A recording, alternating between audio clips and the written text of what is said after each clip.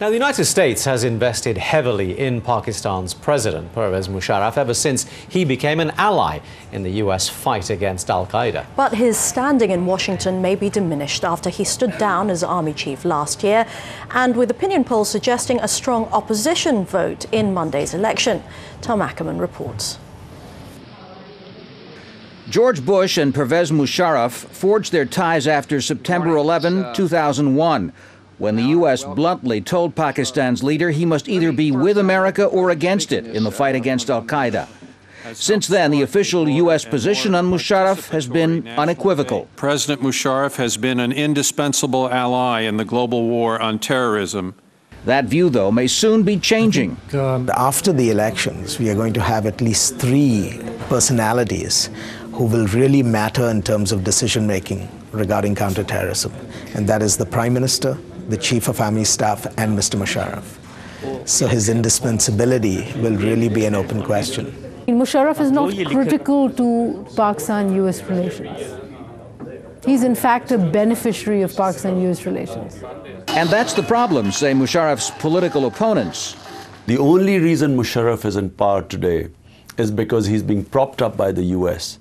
Since 9/11, the U.S. has given Pakistan $10 billion in aid, mostly for the military and much of it under Musharraf's personal control. Yet there's been no accounting for how much of it has actually been spent to fight Al-Qaeda. What we have done for the last 7 years is really write the Pakistanis a large check. Yet despite the money, America's image has only worsened in Pakistani eyes, according to a recent public opinion survey. 2/3 of Pakistanis surveyed said the U.S. can't be trusted to act responsibly. More than 80% believe the U.S. aims to weaken and divide Islam.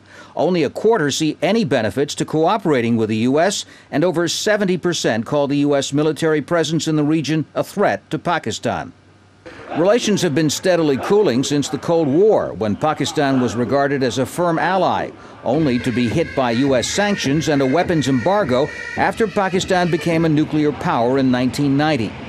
That embargo is over, but the series of embargoes, what they've done is build this distrust that once America is finished with its job, it would leave.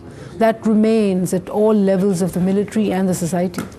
Asked if Musharraf has permitted U.S. forces or intelligence to take part in ground operations, U.S. Defense Secretary Robert Gates says only, "I'm not going to speak to military operations or intelligence operations." But an overt U.S. military presence under Musharraf is unlikely. He would reject that option, particularly given the constraints of domestic politics. Now a leading Democratic Party voice in Congress, Senator Joseph Biden, warns that all military aid to Musharraf should be cut off if this week's elections are found to be rigged.